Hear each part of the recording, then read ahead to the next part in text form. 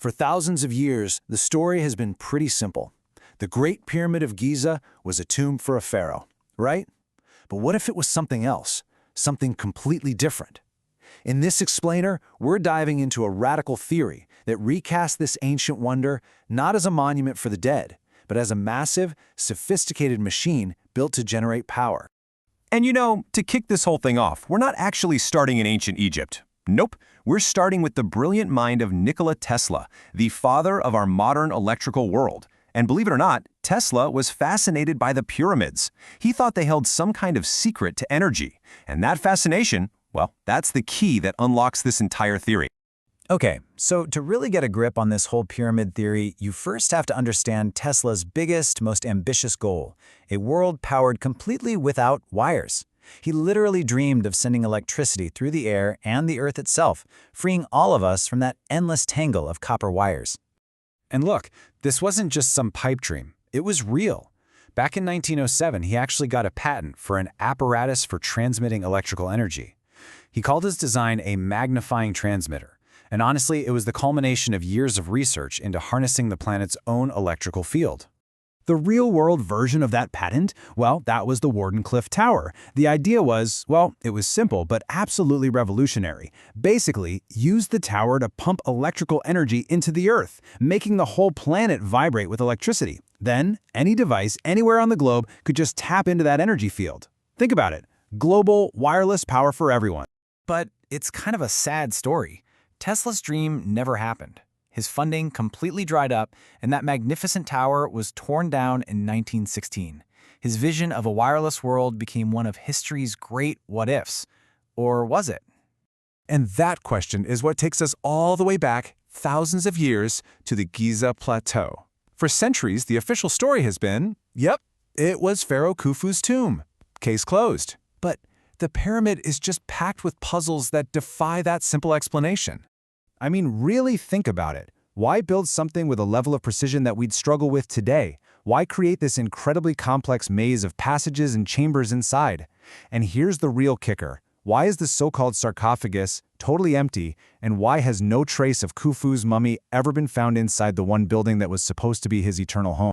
Well, these are the exact questions that led an engineer, a craftsman named Christopher Dunn, to look at the pyramid with a totally different set of eyes. See, he wasn't an archaeologist, so when he looked at it, he didn't see a tomb. He saw a machine. His theory proposes the pyramid was a huge acoustic device, perfectly engineered to harness the planet's natural vibrations through resonance. So, if we just follow that line of thinking for a second, we have to ask the biggest question of all. If the greatest structure of the ancient world wasn't built for a dead king, what on earth was it really for? And this is where it gets really wild. This is where our two stories, Tesla's modern dream and Egypt's ancient mystery, finally crash together. Proponents of this theory believe the pyramid wasn't just like a power plant. They think it was the original blueprint. The whole theory really hangs on this stunning structural parallel. Just look at this. Tesla's design had a terminal at the top, a coil below it, and a ground connection at the bottom. Now look at the pyramid. You've got the king's chamber, the grand gallery, and a subterranean chamber in a jaw-droppingly similar layout. Is that just a coincidence, or did Tesla accidentally rediscover ancient knowledge? According to Dunn, this is the real reason for that insane precision we talked about. It wasn't about showing off for a god or honoring a pharaoh. It was a technical requirement.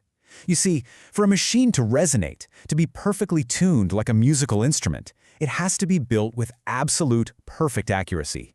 The precision wasn't for ceremony, it was for function. Okay, but that brings up a huge question, right? Every power plant needs a power source. Even if the pyramid was built like a machine, where did the juice come from? Well, the theory says it came from the Earth itself. The science behind this is a real phenomenon called the Schumann resonances. Here's the easiest way to think about it.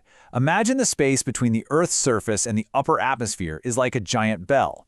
All the lightning strikes happening constantly around the world are like little hammers constantly ringing that bell. This creates a permanent energy field that covers the entire planet. The main frequency of this global field is about 7.83 hertz. It's this constant planetary hum, a pulse. Some people have even poetically called it the Earth's heartbeat. And that is the raw, natural energy the theory claims the pyramid was built to harness. So here's how it would have supposedly worked, step by step. First, the pyramid acts like a giant tuning fork. Its exact dimensions let it vibrate perfectly with the Earth's natural frequency. Step 2. It gathers up this vibrational energy, funnels it inward, and amps it up using harmonic resonance. Then, and this is key, the theory suggests that special materials, like the granite in the king's chamber, would convert that focused sound energy into electromagnetic energy, specifically microwaves. And finally, that energy would be broadcast wirelessly from the peak of the structure, which may have once had a conductive capstone on top. Now, we have to be super clear here. This is a fascinating, incredibly detailed theory, but it is not accepted by mainstream Egyptology or physics. Not at all. It lives on the fringes, and it faces some pretty serious scientific criticism. For example, here's one of the biggest arguments against it. As one person put it, basic electrical principles tell us that the ground neutralizes electricity. I mean, that's why we ground our electrical systems, for safety. So a structure so deeply connected to the Earth would, by that logic, have a really hard time building up and transmitting a charge the way the theory suggests. All right, so let's do a quick recap.